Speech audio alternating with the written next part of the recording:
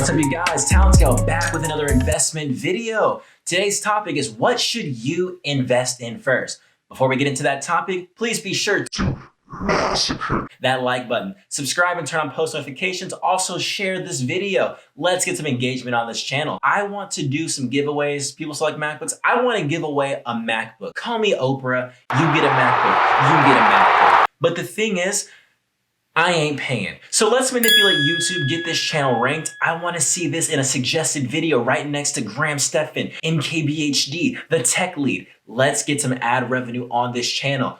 Money for me means money for you. I want to invest in all 35 of y'all.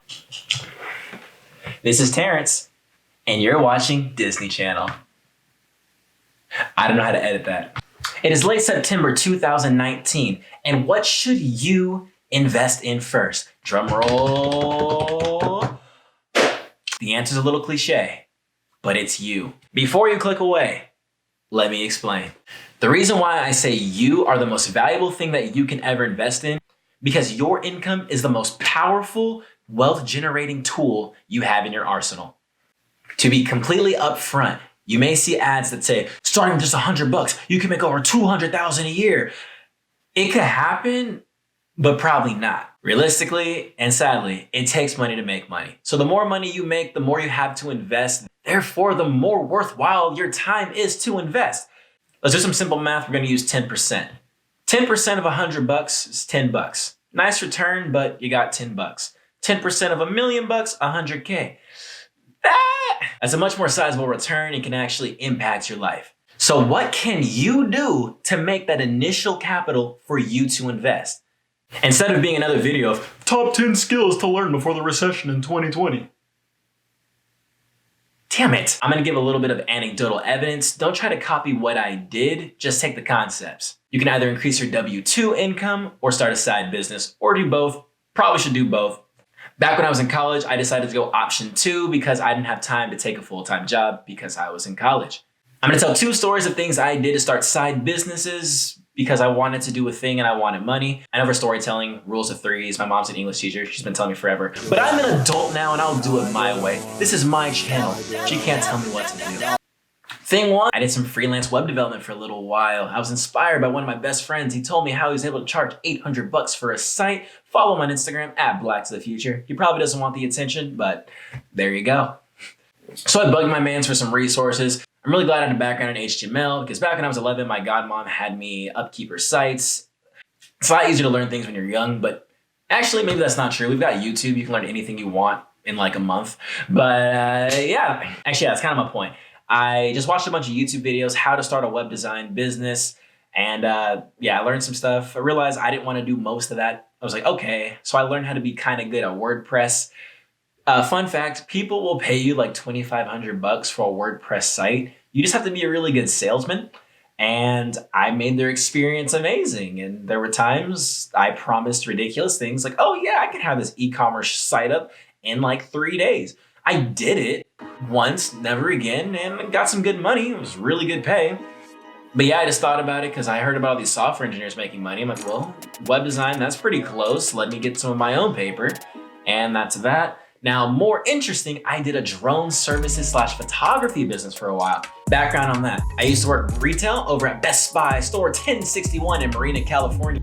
I, after being a terrible mobile phones associate, was moved over to the smart home and digital imaging, which included drones section of the store. I was way better over there than phones because phone activations require detail. I'm more of a big picture guy, not a detail guy. So once I got over there, I started thriving, 1% of the company. I'll do a video about that sometime later. I'll put a card right there, wherever cards go. So future people, there's a video for you. I'm thinking about you. So yeah, during my time over in the drone area, I was like, man, do I want a drone? And I was like, the cheapest one that I like is like $1,000. I'm a broke college kid. How can I afford this?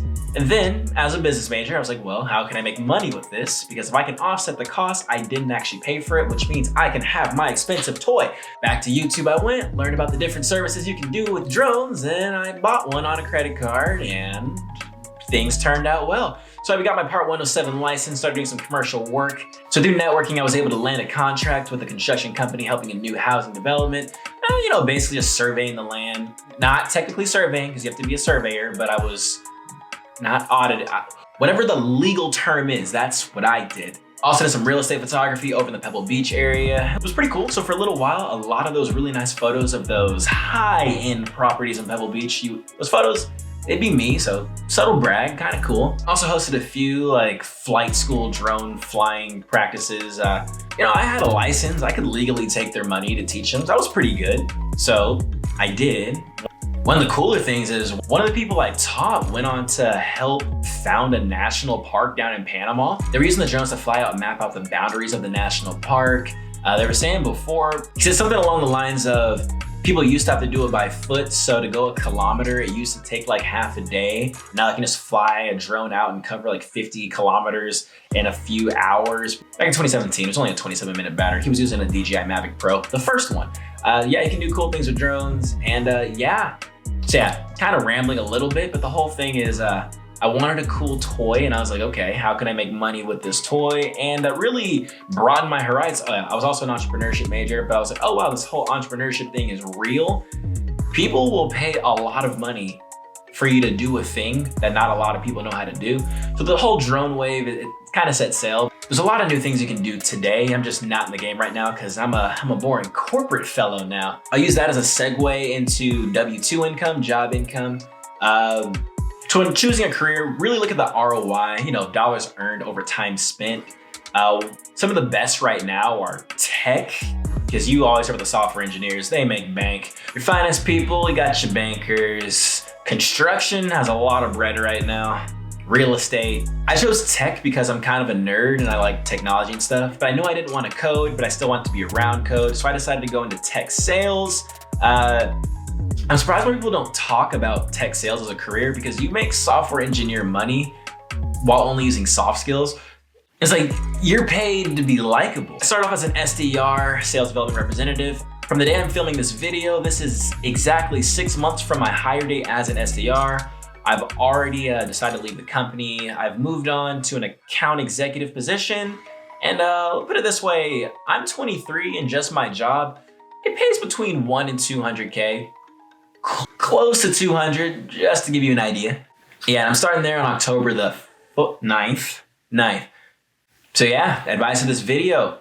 There is so much money to be had, and you don't have to be a genius, because I'm a very average guy.